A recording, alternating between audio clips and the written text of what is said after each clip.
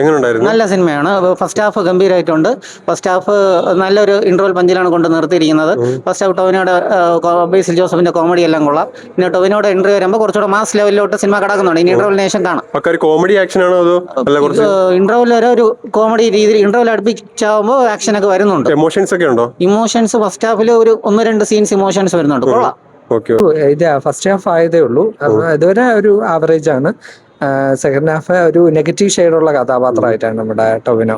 ഇനി second half എങ്ങനെയാണെന്ന് അറിയില്ല. ബേസിൽ എന്തായാലും ഫസ്റ്റ് ഹാഫ് മൊത്തം പുള്ളി പൊളിച്ചിട്ടുണ്ട്. ടൊവിനോയുടെ ഇൻട്രോ ഒക്കെ തിയേറ്ററിൽ ഭയങ്കര നന്നായിട്ടുണ്ട്. ഭയങ്കര കൈഡിയായിട്ട് ആ ഒരു ഇൻട്രോ ഒക്കെ തന്നെ കൊടുത്തേക്കുന്നത്.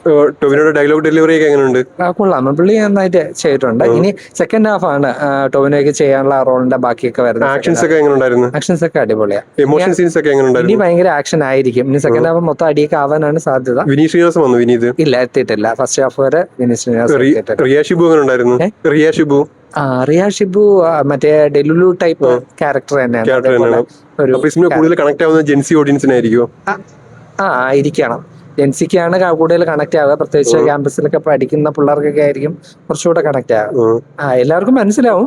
ഒരു ഫെസ്റ്റിവൽ മൂഡ് പടമാണോ? ഫെസ്റ്റിവൽ ഇതുവരെ അങ്ങനെയാണ്. ഇനി സെക്കൻഡ് ഹാഫ് എങ്ങനെയാണെന്ന് അറിയില്ല. സെക്കൻഡ് ഹാഫ് എനിക്കൊന്ന് സീരിയസ് ആയിരിക്കും. ബേസിൽ എങ്ങനെയുണ്ട്?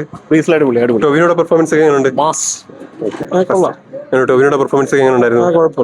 പക്ക ഒരു ഫെസ്റ്റിവൽ മൂഡ് സിനിമയാണോ? ഫസ്റ്റ് ഹാഫ് വരെ കുഴപ്പമില്ല. കോളേജ് ക്യാമ്പസ് അതൊക്കെ വെച്ച് ജെൻസി കിഡ്സിനാണ് കൂടുതൽ കണക്ട് ചെയ്യുന്നത്. അതെ അതെ, ആ ഒരു മോഡാണ് പടം പിടിച്ചേക്കുന്നത്. അതെ. എങ്കിൽ ഫസ്റ്റ് ഹാഫ് ഓവറോൾ എങ്ങനെ ഉണ്ടായിരുന്നു? ഓവറോൾ ഒരു കോമഡി എന്റർടൈൻമെന്റ്.